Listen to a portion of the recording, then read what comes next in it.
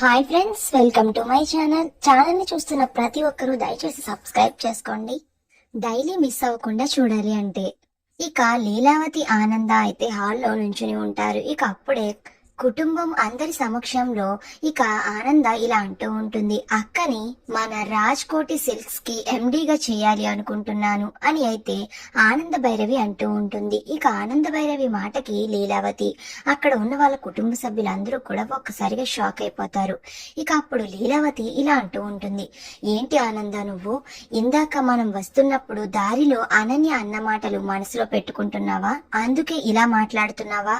లేదమ్మా, రాజ్కోటి సిల్క్స్ అంటే ఆనంద భైరవి కష్టార్జితం, అది ఎప్పటికీ నీది మాత్రమే అని అయితే లీలావతి అంటూ ఉంటుంది. లేదక్క, తను అన్నది అని కాదు, ఇది నేను ఎప్పుడూ చేసి ఉండాల్సింది. నేను నిన్ను ఒక బిజినెస్ ఉమెన్ గా చూడాలి అనుకుంటున్నాను, అది నా కల కూడా. నువ్వు కాదనుకో అక్క, ఇక నుంచి రాజ్కోటి సిల్క్స్ కి లీలావతి గారే ఎండి అని అయితే కుటుంబ సమక్షంలో ఆనంద భైరవి అంటుంది. ఇక అలా అనగానే దర్శన్, శరణ్య, రాజేశ్వరరావు, కోటేశ్వరరావు, రోహిత్, ప్రీతి అందరూ కూడా చాలా సంతోషపడుతూ క్లాప్స్ కొడుతూ ఉంటారు. ఇక ఇదంతా అక్కడే ఉండి చూస్తున్న సౌమ్య మాత్రం కోపంతో ఊగిపోతూ వెంటనే పక్కకి వెళ్లి అనన్యకి కాల్ చేస్తుంది. కాల్ చేసి ఈ చెల్లి ఆ అక్కకి ఎండి పదవిని అప్పగిస్తుందట అని అయితే సౌమ్య అంటూ ఉంటుంది.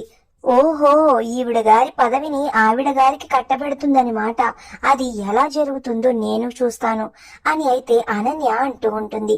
ఏం చేస్తావు అని సౌమ్య అడుగుతూ ఉంటే, ఏం చేస్తానా, రేపు ఆ లీలావతి ఎవ్వరికి కనపడకుండా చేస్తాను. అసలు ఆ ఫంక్షన్ కి అటెండ్ అవ్వకుండా చేస్తాను. రేపు అశ్రుమేఘాలు కమ్ముకోనున్నాయి. ఆ లీలావతి ఇక శాశ్వతంగా ఎవ్వరికి కనపడకుండా చేస్తాను చూడు అని అనన్య అంటూ తనలో తాను నవ్వుకుంటూ ఉంటుంది. మరి ఇప్పుడు అనన్య కుట్రకి లీలావతి బలికానుందా, లేదా ఆనంద భైరవి తాను అనుకున్నట్టే లీలావతిని రాజ్కోటి సిల్క్స్ కి ఎండీగా చేస్తుందా? అసలు ఏం జరుగుతుంది అనేది నెక్స్ట్ వీడియోలో తెలుసుకుందాం. ఇంతకీ ఈ రోజు పెట్టిన ముగ్గు ఎలా అనిపించింది? ఈ ముగ్గు బాగుంటే ఖచ్చితంగా కామెంట్ చేసేయండి. Thank you.